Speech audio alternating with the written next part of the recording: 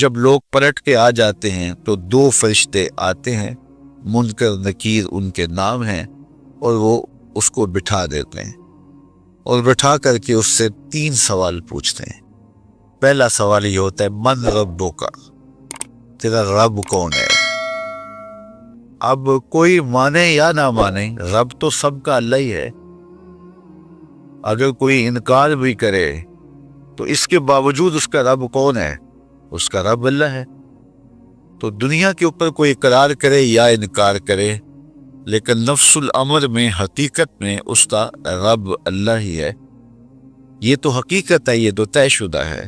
لیکن جو عقیدہ دنیا پہ رہا ہوگا وہی عقیدہ اس کے لہجے میں آئے گا۔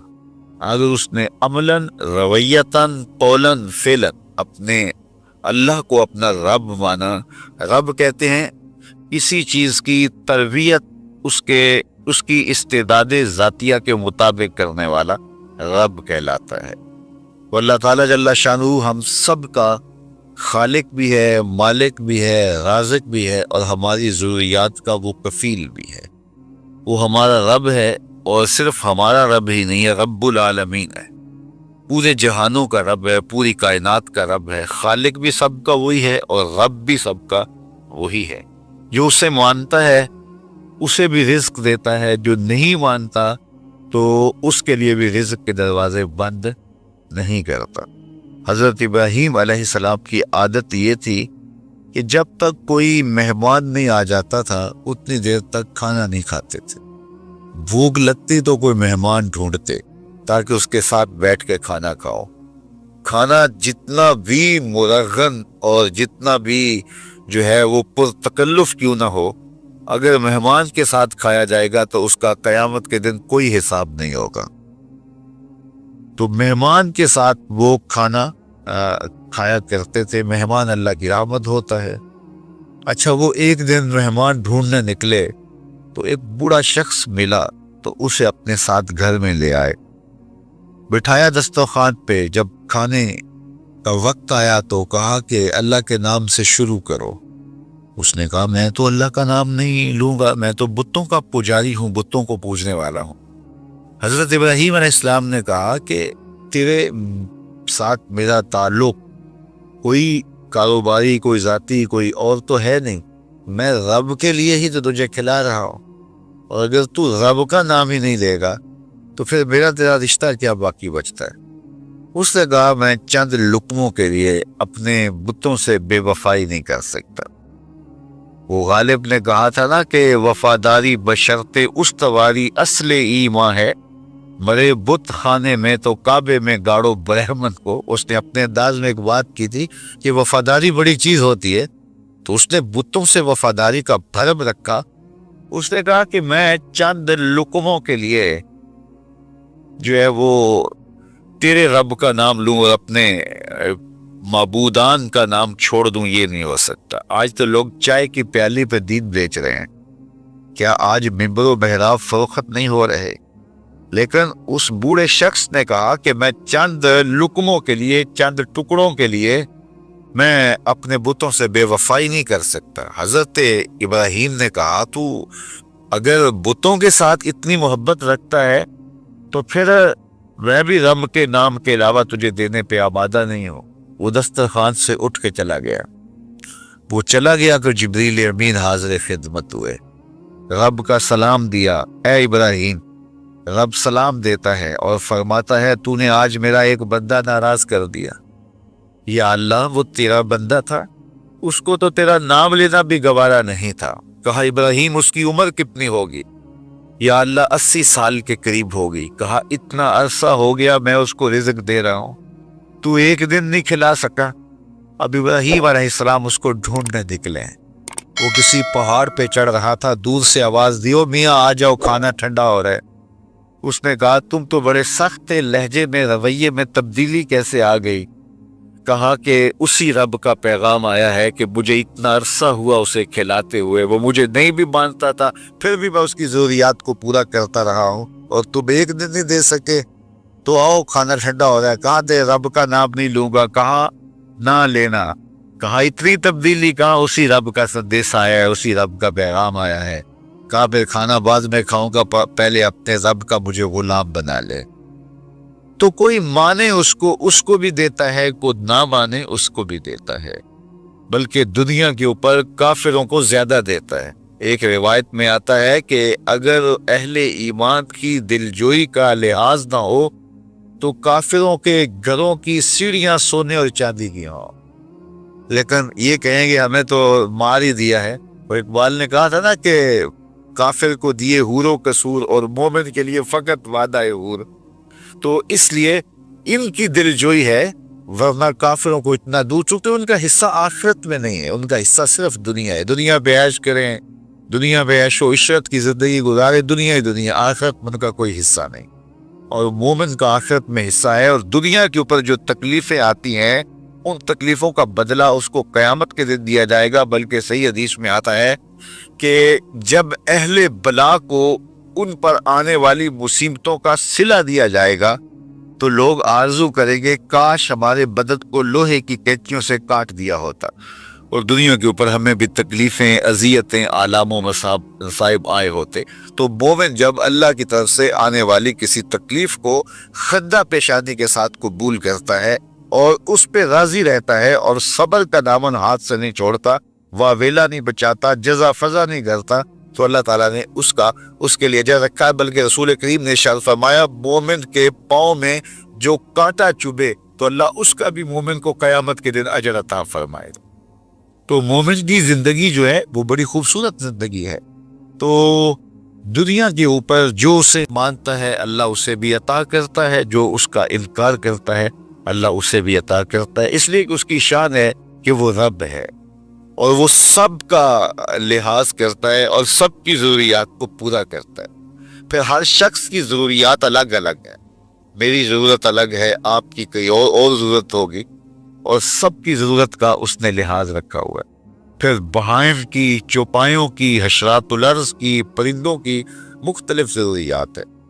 اڑنے والوں پرندوں کی ضروریات الگ ہے، پانی کے جانوروں کی ضروریات الگ ہیں، اس طرح حشرات الارض کی ضروریات الگ ہیں، اور درندوں کی ضروریات الگ ہیں۔ یہاں تو ہم ایک آدھ کلو گوشت ہو تو گھر کے سارے افراد اس سے گزارا کر لیتے ہیں، لیکن شیر کو اور چیتے کو جو ہے وہ منوں کے حساب سے روزانہ چاہیے، رب ان کو روزانہ فراہم کرتا ہے۔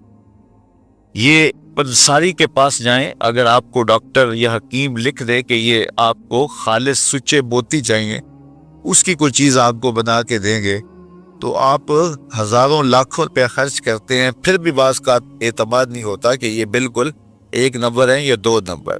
تو رتی ماشی اور تولوں کے اندر آپ ان کو خریدتے ہیں، اور وہ بھی آپ کو گمان ہوتا ہے کہ پتہ نہیں خالص ہیں یا ناخالص، لیکن دنیا کے اوپر لاکھوں کروڑوں پرندے پائے جاتے ہیں، جانور پائے جاتے ہیں، ہنس، اور وہ کھاتا ہی سچے موتی ہے۔ صبح کو بھی، شام کو بھی، دوپہر کو بھی اللہ سب کو پیٹ بھر کے کھانے کے لیے عطا فرماتا ہے۔ تو جس کی جو ضرورت ہے وہ رب ہے، اس ضرورت کو پورا کرتا ہے۔ تو ہم اگر اللہ تعالیٰ کو رب مان لیں حقیقی معنوں کے اندر، تو ہماری زندگی کی پریشانیاں، ہماری زندگی کے دکھ مٹ جاتے ہیں۔ مصیبتیں اس وقت آتی ہیں اور اس وقت پریشانی لگی رہتی ہے، دھڑکا لگا رہتا ہے کہ جب انسان جو ہے وہ سمجھتا ہے کہ میں ہی جو ہے وہ کچھ کرنے والا ہوں۔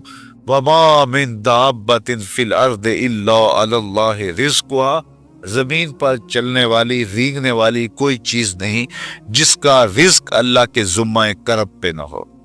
تو جب انسان اس عقیدے کو اپنی روح میں، اپنے باطن میں اتار لیتا ہے تو پھر اس کی زندگی سوکھی ہو جاتی ہے کہ وہ میرا خالق بھی ہے اور وہ میرا رب بھی ہے۔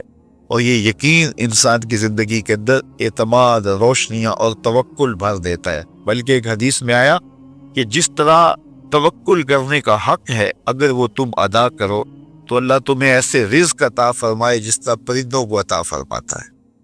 وہ جب صبح نکلتے ہیں تو ان کے پیٹ خالی ہوتے ہیں اور انہیں پتہ نہیں ہوتا کہ کہاں سے رزق مل رہا ہے، اور جب وہ شام کو آتے ہیں تو ان کا پیٹ بھرا ہوا ہوتا ہے۔ بات توکل، پچھی اڑ دے خرچ نہ پلے زیرا ہو، سلطان بہو فرماتے ہیں کہ انہیں کوئی نہیں پتا ہوتا کہ فلاں جگہ پہ جانا ہے، لیکن کبھی ایسا نہیں ہوا کہ وہ بھوک سے مر گئے ہوں اور انہیں کچھ ملا نہ ہو، تو وہ خالی پیٹ کبھی نہیں آتے، وہ اللہ تعالیٰ ان کو رزق نصیب فرماتا ہے، وہ سب کا رب ہے۔ تو اگر ہم اپنے رویے سے، اپنے عمل سے، اپنے عقیدے سے واقعی اللہ کو رب مانتے ہیں، تو پھر قبر میں جب سوال ہوگا من ربوں کا، تیرا رب کون ہے، تو پھر کبھی بھی جواب دیتے جھجک محسوس نہیں ہوگی۔ بندہ عرض کرے گا رب اللہ، میرا رب اللہ ہے اور میں اسی کو اپنا رب مانتا ہوں، میری ضروریات کی کفالت بھی اسی کے ذمہ کرب پہ، اور میرا تیقن، میرا یقین کہ وہ میرا رب ہے۔ یہ پہلا سوال ہوگا۔ دوسرا سوال قبر میں ہوگا، اور وہ یہ ہوگا کہ ما دینوں کا، تیرا دین کون سا ہے۔ مختلف ادیان دنیا کے اوپر موجود ہیں، لیکن اسلام کے بعد اب کسی اور دین کو قبول نہیں کیا جائے گا۔ ارشاد فرمایا کہ اللہ تعالیٰ اسلام کے علاوہ کسی اور دین کو قبول نہیں کرے گا۔ تو یہ اگر میں اپنے عمل سے، اپنے رویے سے، اپنے طرز زندگی سے، اپنے انداز معاشرت سے اسلام کو اپنے اوپر غالب کر لیا، تو پھر قبر میں جواب دیتے ہوئے کوئی جھجک محسوس نہیں ہوگی۔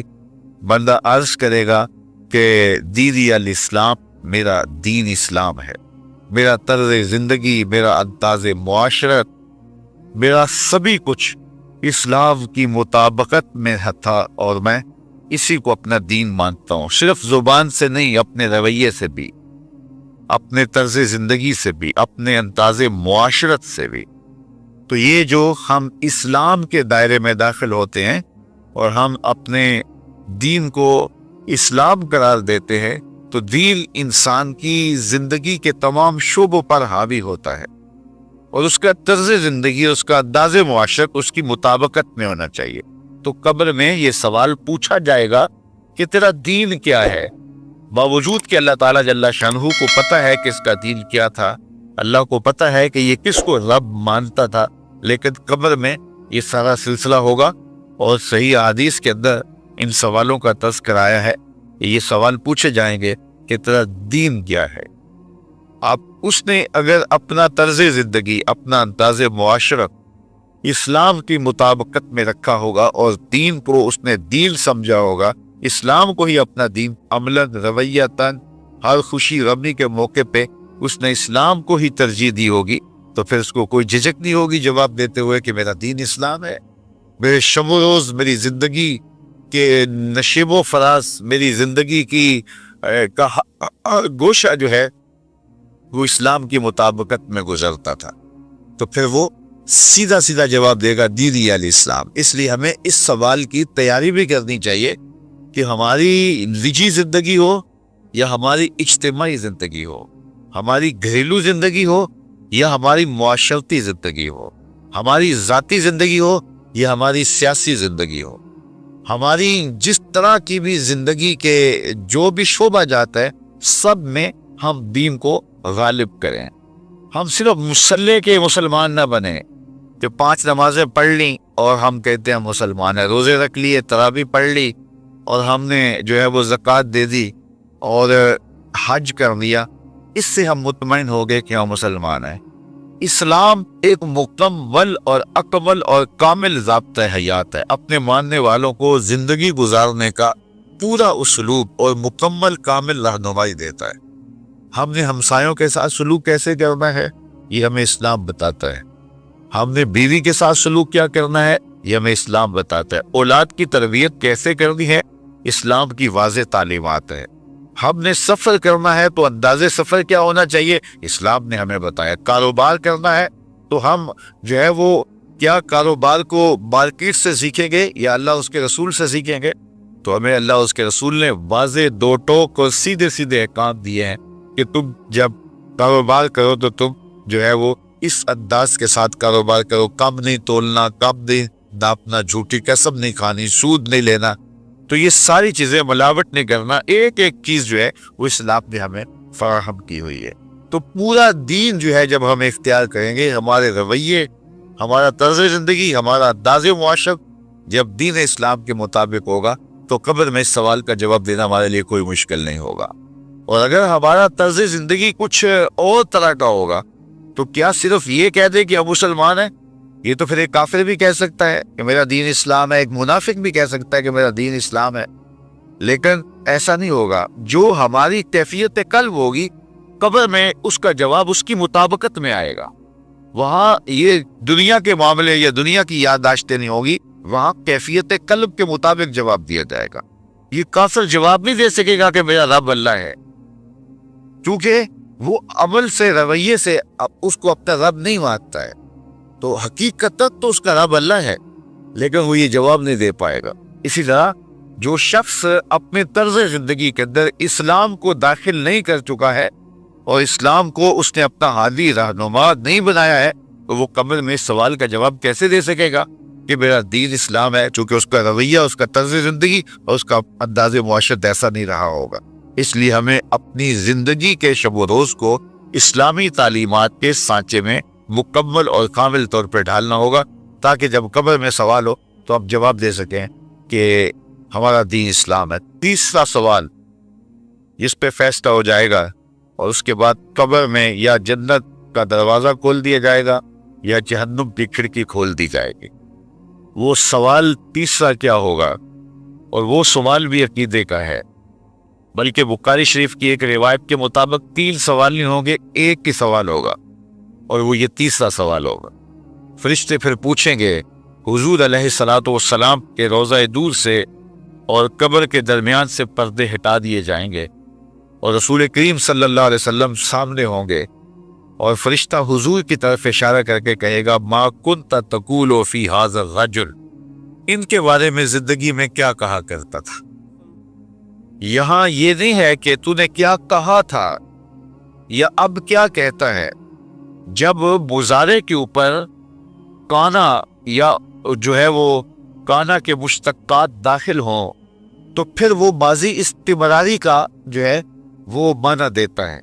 تو ما کنت تقول کا معنی یہ ہے کہ تو کیا کہا کرتا تھا، تیرا لہجہ کیا تھا، تیری زبان کیا تھی، ان کے بارے میں تیری رائے کیا تھی، تو کیا بولا کرتا تھا، کیا کہا کرتا تھا۔ تو یہ حضور علیہ الصلوۃ والسلام سامنے ہوں گے اور یہ سوال پوچھا جائے گا۔ اب ابو جہل سے پوچھا جائے گا ما کنت تقول فی ھذا الرجل، تو وہ کہے گا ہے ہاتھ لا ادری، ہائے افسوس میں نہیں جانتا یہ ہے کون۔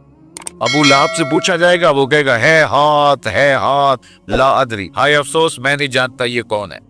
اچھا جانتا نہیں تو پتھر کس کو مارتا تھا، جانتا نہیں تو گڑے کس کی راہوں میں کھدواتا تھا، جانتا نہیں تو اوجریاں کس کے اوپر ڈلوایا کرتا تھا۔ آنکھیں پھاڑ پھاڑ کے تو ساری زندگی دیکھتا رہا، لیکن آج ابو جہل قبر میں اترا، حضور کی صورت نورانی سامنے ہے، اور پوچھا گیا کہ یہ کون ہے، یہ نورانی چہرے والے کون ہیں؟ تو ابو جہل کہتا ہے ہائے افسوس میں نہیں جانتا یہ کون ہے۔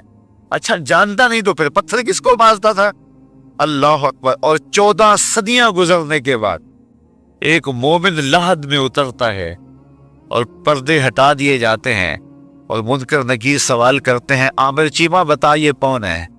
وہ کہتا ہے پیچھے ہٹو، پہلے پائے ناز کو بوسہ تو کر لے دے، میں تو مر کے پہنچا ہوں یہاں اس دل ربا کے واسطے، یہ تو میرے بخت جاگے کہ وہ میری قبر میں آئے۔ وہ کسی شاعر نے کہا نا کہ آئے وہ میرے مزار پہ گھونگھٹ اتار کے، آئے وہ میرے مزار پہ گھونگھٹ اتار کے، مجھ سے تو نصیب بچے ہوئے میرے مزار کے، یہ تو بخت سنور گئے کہ وہ میری قبر میں آئے۔ شیخ عبدالحق محدث دہلوی علیہ رحمہ لکھتے ہیں کہ جب سے یہ سنا ہے کہ قبر میں حضور آئیں گے، پتہ نہیں موت کہاں مر گئی ہے، جی چاہتا ہے زندہ ہی قبر میں چلے جائے۔ تو وہ کہے گا پہلے مجھے پائے ناز کو بوسہ تو کر لینے دو، میں تو زندگی کے بھر میں انتظار ان کا کرتا رہا، اور ان کے بارے میں پوچھ رہے ہو یہ کون ہے؟ ساری زندگی پیر بہر علی شاہ تکشا بتاتے رہے وہ کہ چند بدر شاہ شانی ہے، وتے چمک دی لاٹ نورانی ہے، کالی زلف تے اکھ مستانی ہے، مخمور رکھی ہند مدوریاں۔ تو وہ فوراً جواب دیتا ہے یہ تو وہی میرے آقا و مولا ہیں جن کے لیے ساری زندگی تڑپتا رہا اور ان کی زیارت کی آرزوئیں اور تمنائیں کرتا رہا۔ اچھا ابو جہل ساری زندگی دیکھتا رہا تو وہ تو جواب نہیں دے پائے گا، وہ کہتا ہائے افسوس میں نہیں پہچانتا یہ کون ہے، ہاتھ لا ادری، مجھے نہیں پتا۔ اور 14 صدیاں گزرنے کے بعد ایک مومن لحد میں اترتا ہے تو وہ فوراً کہتا ہے یہ تو وہی ہیں جن کے لیے زندگی گزار آیا. تو جس پہ دیکھا تھا وہ پہچان نہیں سکتا، اور صدیوں بعد جو دنیا کے اوپر آیا وہ فوراً پہچان بھی رہا ہے اور پائے ناز کو بوسے بھی کر رہا ہے. تو پھر اس کا کیا جواب ہوگا؟ پھر اس کا جواب علامہ اقبال علیہ رحمہ نے دیا. وہ کہتے ہیں قبر میں یہ جو آنکھیں ہیں ان میں تو مٹی پڑی ہوگی، یہ تو بند ہوگی، دل کی آنکھیں کھلی ہوں.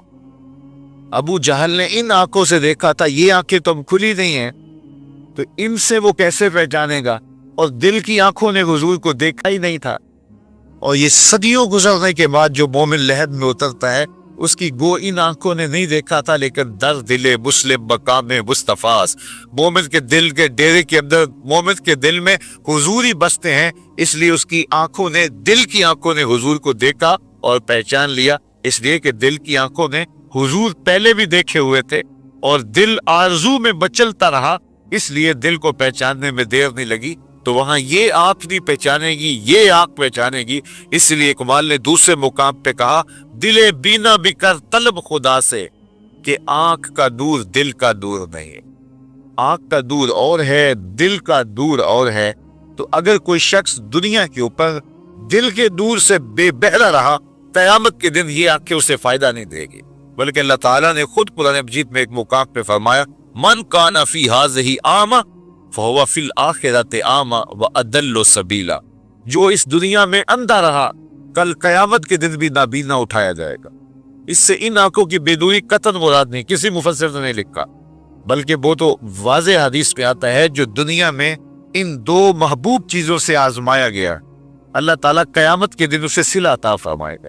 یہ جو دنیا کے اوپر نابینا ہوتے ہیں، نابینا ہو جاتے ہیں یا پیدائشی نابینا ہوتے ہیں، تو یہ دنیا کی لذتوں سے اور دنیا کے نفعوں سے لطف اندوز نہیں ہو پاتے. یہ بہت بڑی آزمائش ہے، جہان اندھیر ہوتا ہے ان کے لیے، لیکن قیامت کے دن اللہ تعالیٰ اس کا بہتر صلہ ان کو عطا فرمائے گا جو دو ان محبوب چیزوں سے آزمایا گیا. تو اگر وہ دنیا پہ اندھا تھا اور حقیقی طور پہ، اور قیامت کے دن بھی اندھا اٹھایا جائے گا، یہ تو پھر مناسب نہیں ہوگا. تو یہ جو قرآن نے کہا جو دنیا میں اندھا رہا وہ قیامت میں بھی اندھا اٹھایا جائے گا، تو اس سے ان آنکھوں کی بے دوری قطعاً مراد نہیں ہے، اس سے دل کی بے دوری مراد ہے. تو دل اگر بینا ہوا، دل اگر روشن ہوا، تو پھر قبر کے اندر بھی دل دے دیوے دی روشنائی جاوے وچ زمینہ، تو پھر وہ معرفت رسول کا سبب ہوگا دل کا اجالا. اور پھر حشر کے اندر بھی جو ہے وہ دل کی آنکھیں روشن ہوں گی. تو جس نے اپنے قلب کو دور معرفت سے، دور ایمان سے اور دور محبت سے منور نہیں کیا ہے، تو وہ قبر کے اندر، حشر کے اندر نابینا ہی اٹھایا جائے گا. اور یہ قرآن کی صریح نص ہے. تو اب ابو جہل نے ان آنکھوں سے دیکھا ہے، لیکن جب سوال ہوتا ہے بتاؤ یہ کون ہے، تو وہ کہتے ہیں ہے ہاتھ لا ادری، افسوس میں نہیں جانتا. اور صدیاں گزرنے کے بعد ایک مومن لحد میں اترتا ہے، ظاہری ملاقات بھی نہیں ہے. جب اس سے پوچھا جاتا ہے یہ کون ہے، تو وہ کہتا ہوا محمد صلی اللہ علیہ وسلم. یہ تو وہی آقا ہے جن کے لیے ساری زندگی، جن کے تذکروں کی خوشبو سونگھتا رہا ہوں. تو مجھے تو جو ہے وہ ان کے پائے ناز کو بوسہ کر لینے دو. تو بتاؤ اس کے دل کی آنکھوں نے حضور کی معرفت حاصل کی اور حضور کو پہچان لیا. تو دل بینا بھی کر طلب خدا سے، کہ آنکھ کا دور دل کا دور نہیں. تو حضور علیہ الصلوۃ والسلام کے حوالے سے جب سوال ہوگا، اگر اس سوال کا جواب نہیں آیا تو پھر جہنم کی کھڑکی کھول دی جائے گی، اور اگر اس سوال کا جواب آیا تو پھر جنت کے دروازے کشادہ کر دیے جائیں گے، اور جنت کی ٹھنڈی ہوائیں اس کی قبر میں آ جائیں گی. بلکہ حدیث میں آتا اسے کہا جائے گا کہ نم کنو متل عروس، ایسے سو جا جس طرح دلہن سوتی ہے. اور وہاں سے لے کر کے حشر تک کا سفر جو ہے اس کے لیے بہت لمبا سفر نہیں ہوگا.